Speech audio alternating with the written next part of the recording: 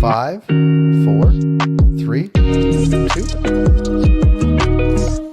Welcome to Cultivated Live for Thursday, November 6th, 2025. I am Jay Rosenthal. I'm the co-founder of Cultivated Media and the host of this program, which is Cultivated Live. Nope. Over here is Krista Raymer. She is the Chief Strategy Officer at C3 Industries. And while it may look like my shirt matches her wall, that is both unintentional, and I think in real life they probably wouldn't. Krista, welcome. Jay, such a pleasure to see you again. It's nice to see you as well. Will I see you in December? Maybe. Okay, that's what I like to hear. So maybe in Sin City we shall catch up. We could talk about that later. A couple weeks ago, you joined us here on Cultivated Live. You talked about why average order value, I think you even used the word BS in cannabis. Yeah. It sparked some conversation, a lot of agreement online, but also made people think differently maybe about how cannabis might be different than other retail. Are there other things in cannabis retail that sort of buck a trend or maybe aren't up to snuff with what other retail looks like? That's what I want to know. I mean, there's a couple, and this one maybe doesn't buck the trend against other retail, but it is something that I spend a lot of time thinking about that's actually directly linked to the AOV situation. Is that as an industry, we have a tendency to use standard markups. We're guilty ourselves. And what that ends up doing is creating certain gross margin structures within the business. We're sitting at a moment where we're looking at the business and looking at our priorities and saying, like, okay, well, what level is net revenue, gross margin dollars, and total number of transactions or total number of customers important, and how do those things intermix? So we can drive net, but that might not necessarily resolve our issues at gross margin.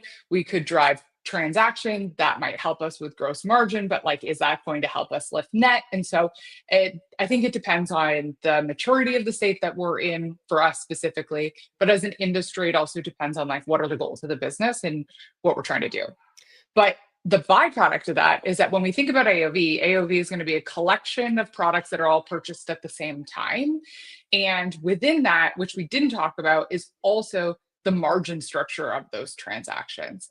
And so one of the data points or like reports when we looked at what told me that maybe AOV is a little bit of bullshit is that we pulled out the gross margin structure of those transactions as well.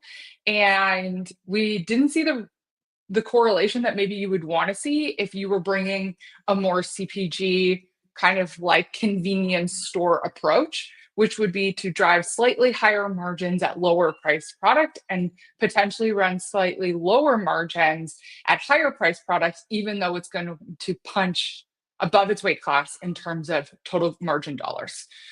So that's one of the things that we're like really digging into right now, but we have just started to scratch the surface there. Okay, let me boil it down to something that I might be able to understand, even though I think I understood everything you just said. So lower price products at a dispensary, say gummies, right? So like relatively low price, people buy them pretty frequently. They buy them pretty often, and maybe they come in like sub $10. Certainly here in Canada, they do, right? Like Sure. If I want to increase net on those, like I could increase it, 10, 15, 20% and still not reach the next threshold of dollar amount that might make me not want to buy them, right? So if they're at $6, I add 15% or 10%, and now they're still in the $7 range as opposed to the $10 range might be a rainbow. Like you've increased the margin and not sent me away as a customer. Is that kind of what we're talking about? Yeah. So there's what's the list price? And then there also is what and how the list price interact with discounts. Right. Okay. I see. And so Okay. those two things working together is going to end up being like, what was our list margin versus what our sold through margin is? And so what we can see is that our list margins might, for example, in one state be very consistent. That's because like that's kind of what's happening in the community in that state.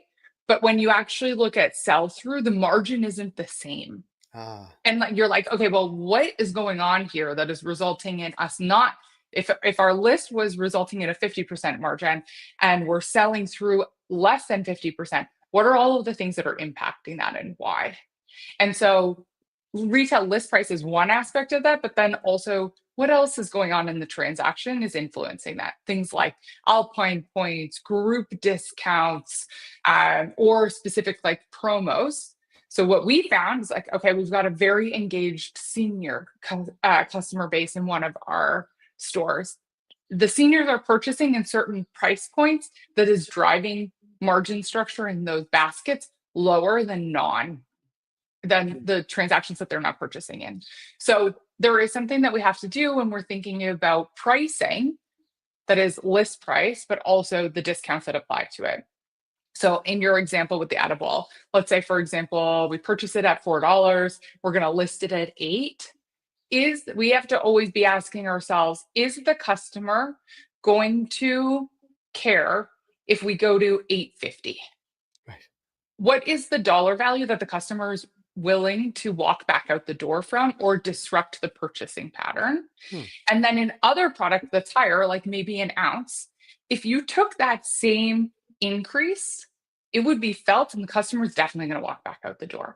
So we've got to understand where you can push pricing, which ultimately potentially can push margins, but that's going to happen on a blended approach. That's not necessarily going to happen on a standard markup approach.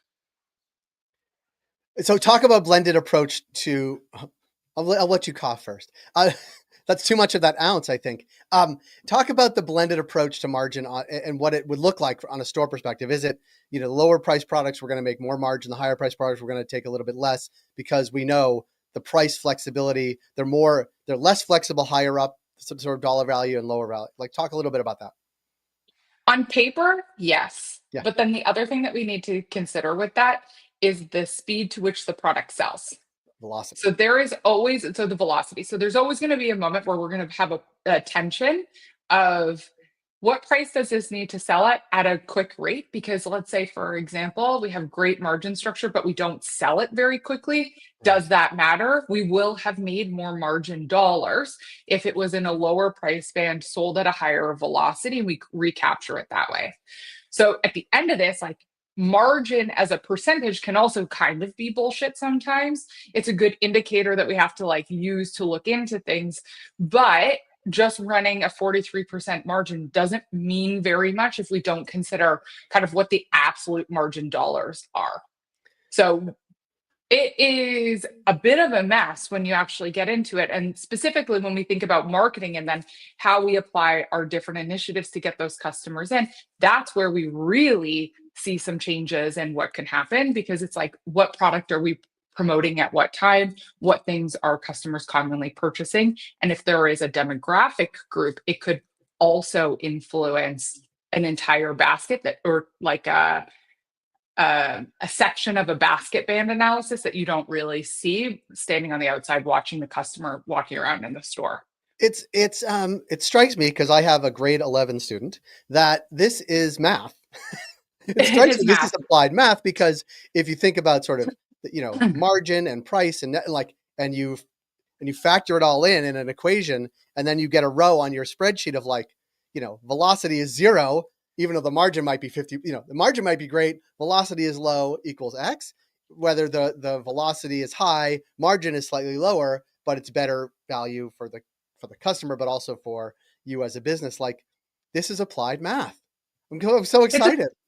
It's applied math. And the other part of that is, like, if we only make decisions in a spreadsheet, then we totally lose sight of what is right for the customer. Right. And that is another tension where, when working internally with our teams, we have to have teams that are advocating for the customer, advocating for the financial health of the business and what that looks like together. Yeah. No one is really going to be perfectly happy, likely, in that negotiation back and forth. But can we meet in a place that is going to support the customer and how we want to see repeat purchasing behavior, and not only capture margin dollars on a one-time instance, but also thinking about how those margin dollars build over a year or 2 years, 3 years. It strikes me, because you mentioned this a lot, like a lot of this is store level or regional level or neighbor, and how challenging is it? And I'll ask you from a sort of a C3 industry sort of chief strategy officer perspective, to set these principles in motion, right? You could set the principles like we want to do these things because of Yeah. X, Y, and Z. How that applies to each individual store level is really micro. Like there might be macro Yeah. strategies applied micro. It really does. It becomes more challenging the more stores you have because everything is hyper local. But even on a Yep. store level, it can be really challenging to operationalize this.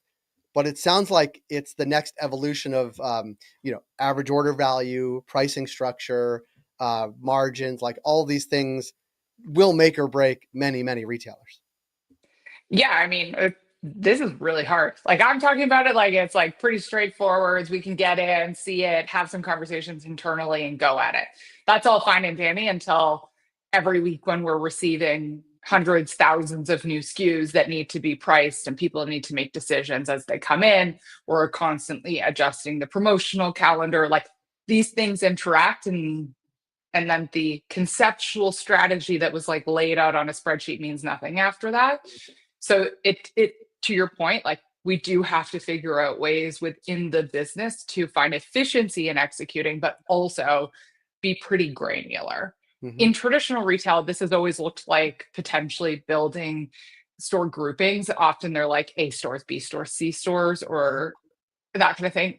The reality, though, is we're trying to take a look at how we can create store groupings where the groups of stores have common attributes in the way that the customer is purchasing, and they are wildly different across our portfolio. So, just because a store has high revenue doesn't necessarily make it for we don't use A, B, or C as definitions, but doesn't necessarily make it in a store. We want to think about okay, like what does the team experience in store from a transaction volume? What does that mean from an average per customer perspective?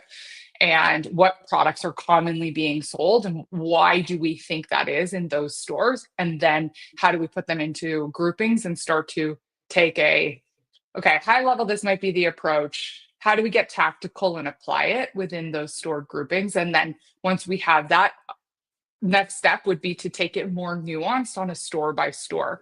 And if you're talking to like any kind of buying and planning team, it's really the difference between a top down or bottom up strategy. And that takes alignment on in a lot of places within the business to be able to make that happen. Now you've given me a headache. I do understand it, but it does give me a headache One sort step of at operationalizing it. it's a one step at a time situation for sure. And sometimes when we take an action in one area, it's going to have an unintended consequence somewhere else. So we've got to watch for where those interactions are happening. If you try and do it all at once, we've probably initiated so much change overnight that it's difficult to understand what worked or what didn't work. Yeah. And it strikes me that if I was a dispensary owner operator, like I would, because I have trouble with all these big things, like try to really simplify my inventory. I mean, I know there's tons of pressure to carry everything everywhere all the time, but Yeah. to me, like I'd rather optimize the inventory I have or could have. And I think it's sometimes challenging because not every market has the same products all the time. Like I think that's the other Yep. challenge. It's like Yeah. the dynamism of what is available to purchase as a retailer to then sell to your customers changes seasonally, changes as markets get new brands come in. Like Yeah. it really is. It's very challenging.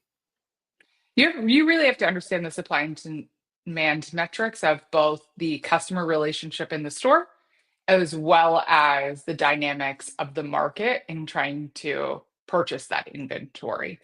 For us, we have wildly different supply and demand metrics on a per state basis, never mind an in store customer experience Right. perspective as well.